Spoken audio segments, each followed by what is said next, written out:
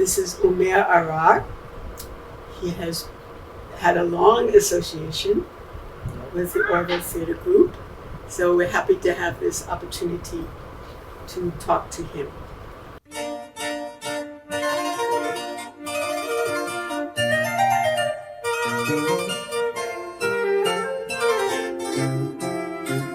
Hi, Umair.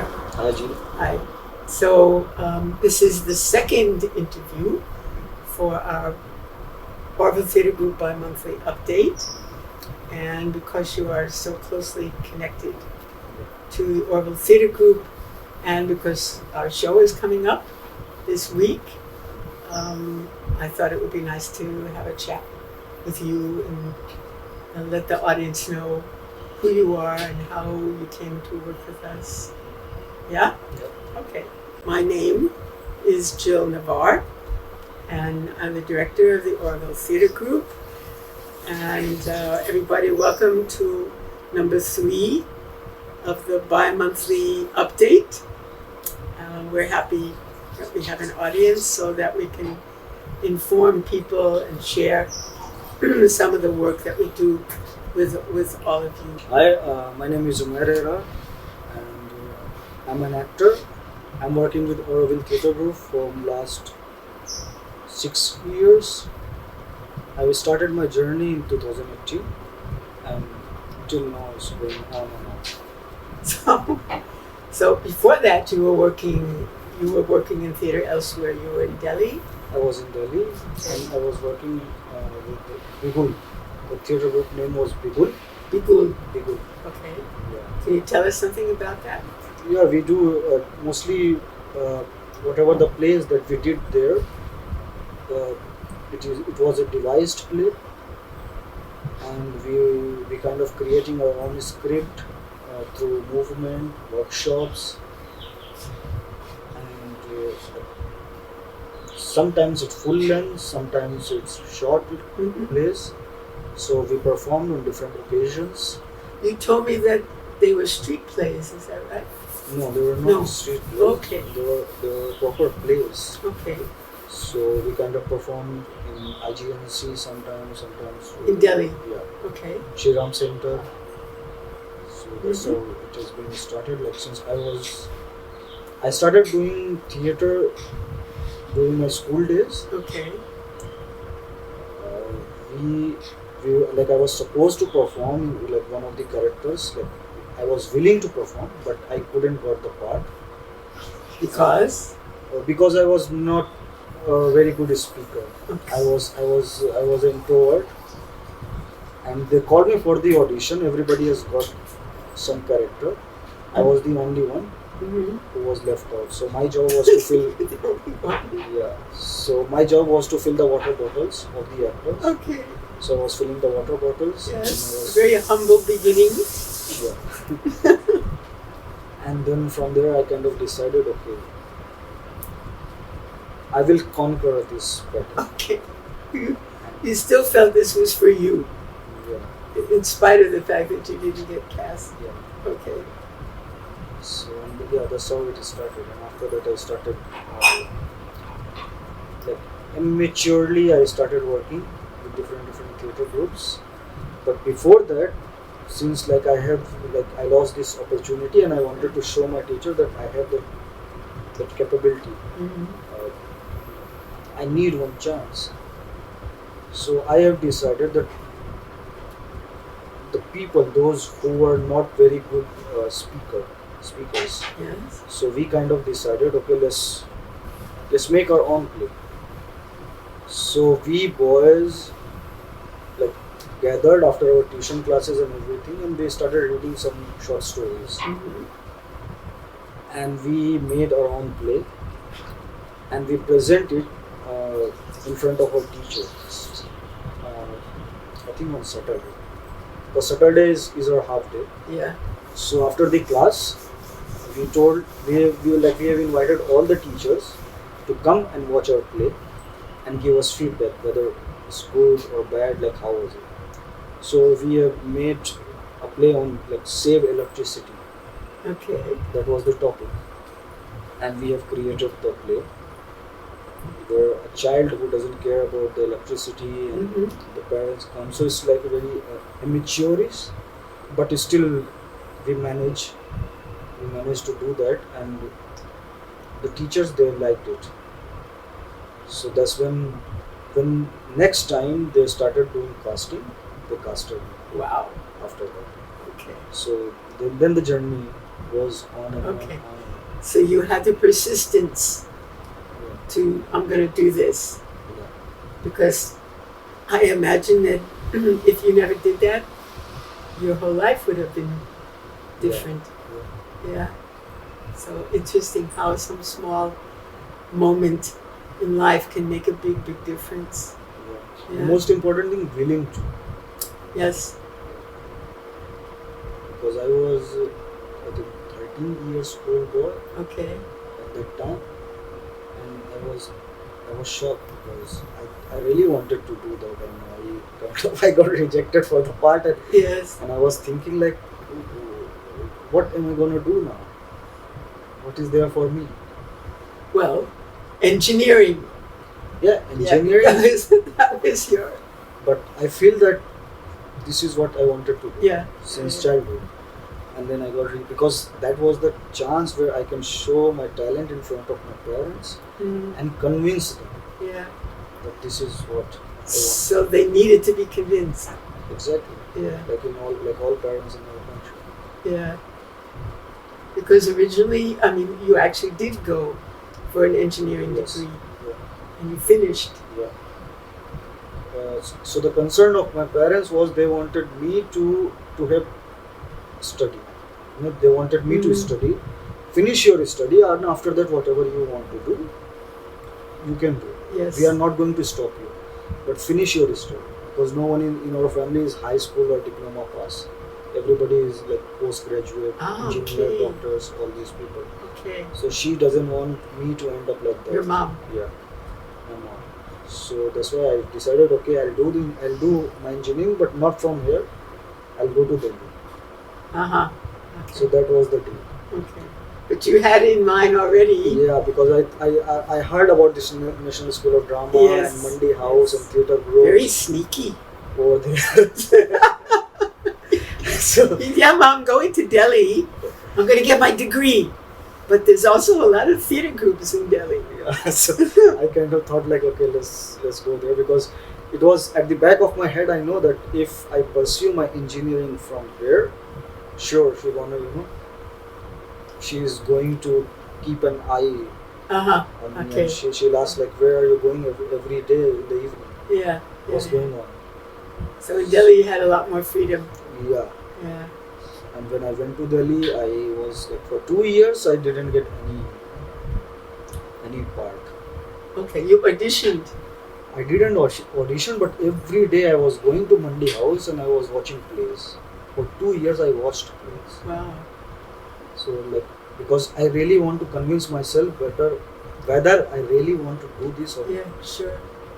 So because I'm already in the engineering, and I heard lots of things about engineering at that time, like after this course you'll be rich and you'll have like good money and bank balance and blah and blah and blah. So I have this idea in my mind. I was very perplexed actually. I thought like whether I should go to theatre or not, because like I think that was the age, 18, 19, and I kind of thought, okay, let's go and watch plays and see if something Clicks. clicks. Yeah.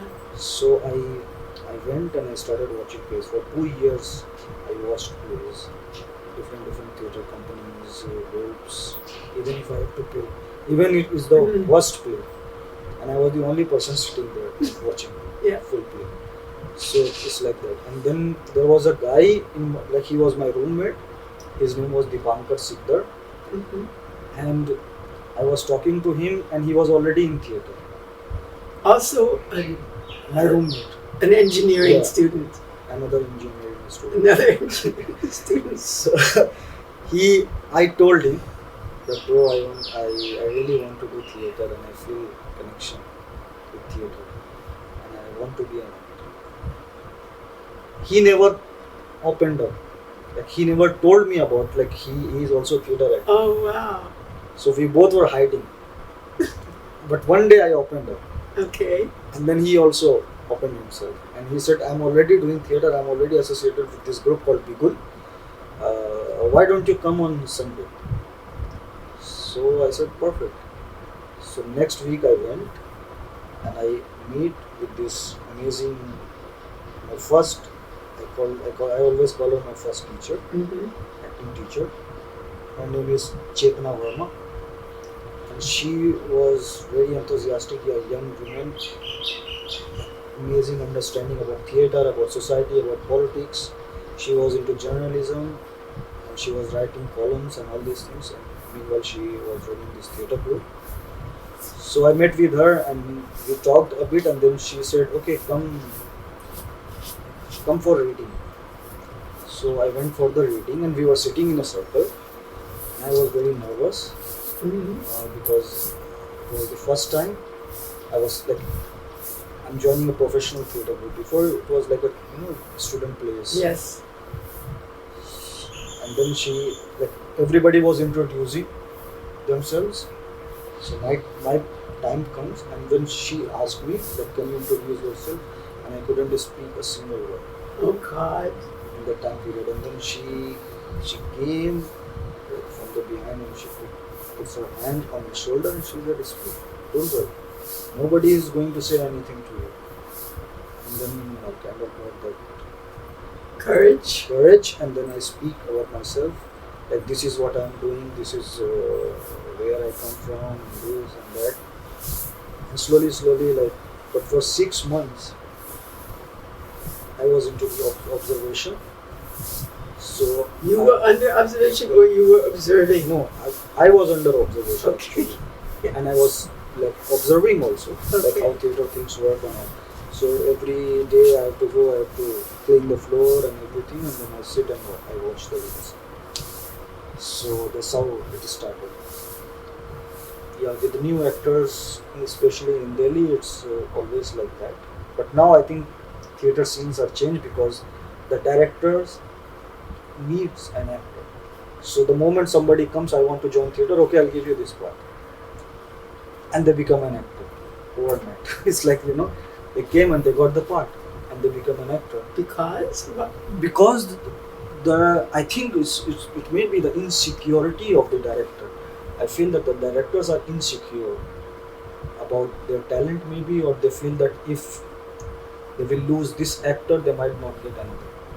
So now he came, he wants to join. In spite of the fact that they have never acted before. Exactly. So they got sometimes they get the parts. I mean, not all the directors, obviously, but yeah, I hope so. But there are like a few directors, or I don't know right now what is the scene in Delhi and the places, because from last 6-7 years I'm not associated with Delhi Theatre Group. Let's move forward from that early experience to when you came to the South, and then what happened? How did you first come down to Auroville, Pondicherry? So what happened in our theatre group? We were like, I think 7 or 8 people in the group. Like we I don't even remember like if somebody became a permanent member of our theatre group. Especially like we whenever we need an actor, we invite them. They come, they perform, and they go. You're talking about Delhi? Yes. Yeah. In our theatre group. So slowly, what happened? Like the senior actors, they started applying to different schools. Okay. So I got this idea that okay, I should also go for some kind of training. Okay. And so I thought of Hyderabad Central University. I applied, but I couldn't get the admission. So then the other option was Pondicherry University. I applied there, and luckily I got the admission. So when I came here, the whole idea of coming here is I wanted to see the South culture. Because I've heard so many things about Perikuttu and all these folk art forms. So I thought like it will be a complete change in my life, because I was always like in North. Yes. I was born and brought up in North. I don't know anything about South India except dosa and idli and all these things, which is very common now. Yeah. in our country. So, You came originally from Lucknow. Yeah. Yeah. So I came here, and yes, obviously the Adi Shakti Theatre. Mm-hmm. I've heard a lot about it from our seniors, about this amazing woman Pravina Chawla. So even when I was giving my entrance exam, there was a question came about her, like who is the founder of Adi Shakti Theatre Group. So there was some options. And it was like, obviously it's And you knew. I knew the answer. So that's how I came, and then one of my friends, his name is Anurag, Yes. and he is very techie guy. Like he was always on the internet, social media, and all these places. So he was checking something, and he found this play called Orson Welles, Obediently Yours. Yes. Obediently Yours, Orson Welles. Yeah. Yes. Directed by Jill Nawar. Mm-hmm. So he looked and he said like, we were in the rehearsal, and he said like, guys, if you want to come with me to Auroville, there is a place called Auroville. Yes. I'm thinking of going there. And I asked like how far it is. Then he said it's 8 or 9 kilometers. It's not very far from the university. So I said, okay, let's go and watch. And so I went to watch this play. Okay. I watched, and then I came back. So you saw, that was the first show that you saw from the Auroville Theatre Group. Yes. Obediently Yours, Orson Welles. Yeah. Okay. And you came with a group, I think, no? Yeah. You and Anurag and a couple. We were 15 people. Okay, yes. I was very happy to see 15 people show up in the audience. That was quite nice. We spoke after the show, and they introduced themselves, and I thought, yeah, the young people from Pondicherry University, Department of Performing Arts, would be interested to talk to them further and to see if they're interested in working with us. So it was a very nice, very informal kind of meeting after the show. And when you came back, when did you come back then to speak to me? No, I actually, honestly, I never wanted to. Uh-huh, okay. Because I was not very motivated with English theatre. Ah, okay. I was always with Hindi and Urdu theatre. Yeah, sure. So when he told me about this play called Midsummer Night's Dream, Dream. and all these people were already casted, so he was going once from my rehearsal. Mm-hmm. He was going somewhere, and I asked, where are you going? And then he said like, I'm going to Auroville for my next rehearsal. This is Anurag. Yeah. Yeah, because he played the part of Puck. Yeah. So then I asked, what are you going to do there?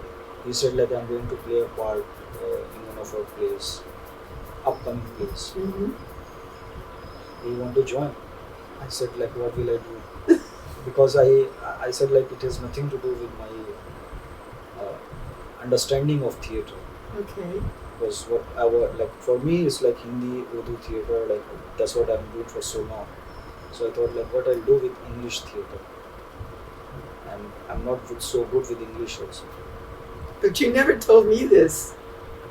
No, I remember I told you this. But you didn't tell me that you were afraid because you had no experience in the English theatre.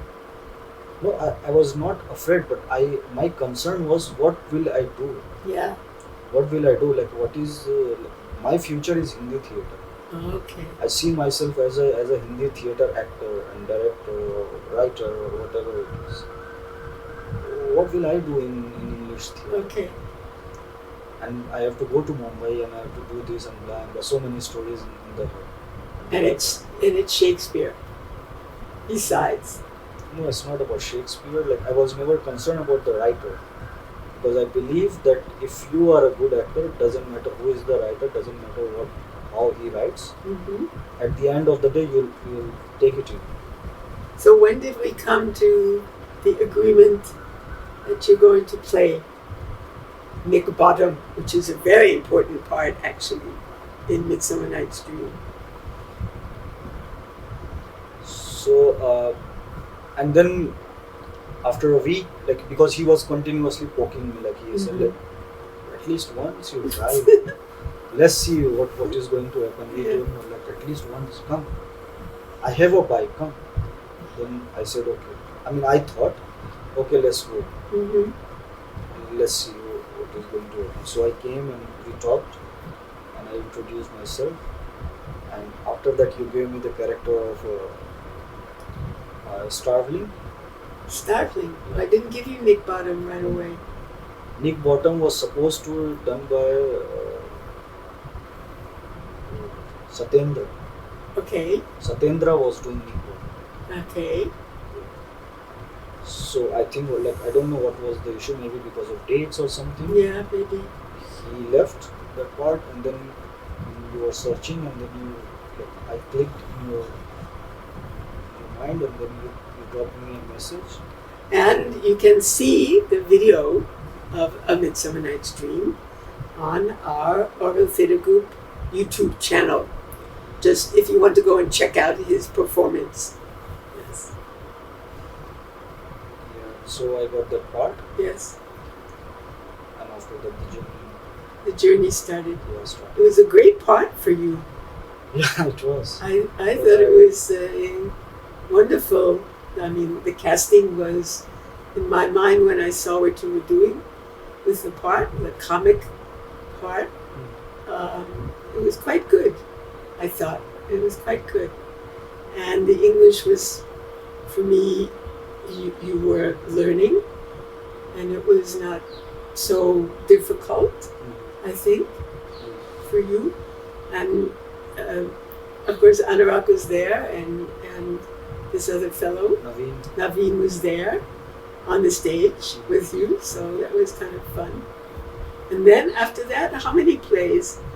Midsummer Night's Dream, Midsummer Night's Dream, and then Streetcar Named Desire. A Streetcar Named Desire. You played the role of Harold Mitchell Mitch. Mitch. Okay, Mitch. And then Equus, he played Alan Strang. And Red Bike. Red Bike, solo performance. He played the part of the boy.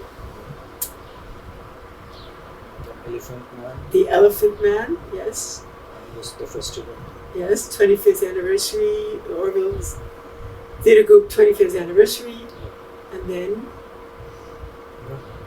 that's it. Okay, and now? And now this play written by you, Yes. written by Jill Navarre. And It's called? it's called Shakespeare's Sons. Yes. It's a solo performance which we are going to perform. And Red Bike was also a solo performance. Yeah, so it's my second solo. Yes. And with Red Bike, we actually performed here in Auroville. And we also went to Bangalore and performed at the Kalari Dance Studio. And that was a difficult time. Oh, and also this home. A place called A place called Home, which we had been in rehearsal 2 weeks before the show. COVID came, so all our plans for performing live were ruined. Everybody had to go home, but you stayed on. You because my state was closed, there was no transport to it. Yes, you couldn't go back. Yeah, I cannot go back. So you stayed home, and somehow we managed to continue rehearsing Red Bike. Red Bike. And then we had a window of opportunity somehow to go to Bangalore Yeah. because COVID had been declared not an emergency anymore, I think. So we went, and that was very fortunate. A place called Home, we continued on Zoom. So it became a Zoom play. And that's also, you can see that also on our YouTube channel. A place called Home with music by Martin Gluckman. And that took a year from start to Almost. finish. Yeah, making a play on Zoom is not my first choice for working in theater. But it was either that or just lose all the energy from the work we had already done. So, and how do you feel about Shakespeare's Sons? Oh, I feel amazing. Yeah? I think it's the kind of play that we are doing is Shakespeare's Sons. The story that he has written, and we are bringing out the context of those stories, how a son feels about his father, and how a father feels about his son. Okay. That's also important. And you have a personal connection to this theme, don't you? Yeah, exactly. You want to say something about it? I mean, I lost my father when I was 3 years old, so I can understand the feeling behind it, and the expectations. Once the father is gone, the family expectations, the mother's expectations, all these things. Yeah. So it's very connecting. Yeah, I mean, as an actor, it's very important, whatever the circumstances, to find some personal connection to the story. I think it helps a lot in your understanding, your performance, how you can plug in to it, and how you can reveal those aspects of the story that touch you personally. So the show will be at CUPA, the Center for Research in the Performing Arts, in Kalabuli, Auroville, this weekend, Friday, Saturday, and Sunday at 7:30. So please, if you're in the neighborhood, come and see us, get in touch with us. If you're interested, keep up to date. Let us know. We have now a bi-monthly update of things that are going on with the Auroville Theatre Group. So, yeah, we hope to be able to have you as a friend and, of course, an audience member. We can't do without you. So, you have something finally that you want to say? Yeah, so please come and join us and enjoy this amazing play written by Umair Ahrar and directed by her. That's me. Yeah. So it's on 13th, 14th and 15th of September at 7:30 in Kripa, Auroville. So please save your dates. And the running time is 1 hour and 10 minutes. Yeah. Which I think is one of the shortest plays I've ever directed. It's not 3 hours long. Yeah. It's 1 hour and 10 minutes. Exactly. Okay, thanks, Umair. Thank you so much. Yeah, you're welcome.